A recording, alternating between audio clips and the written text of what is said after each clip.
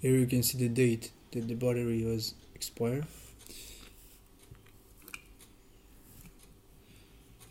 I already connected it. Place it. Everything is connected fine.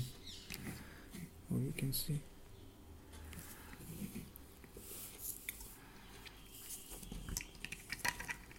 Close it.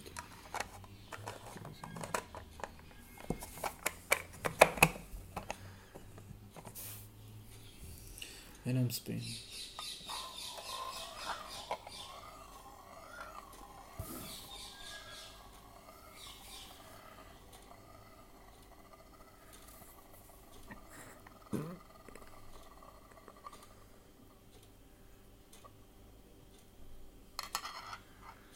Now you can see it stops and it's not working.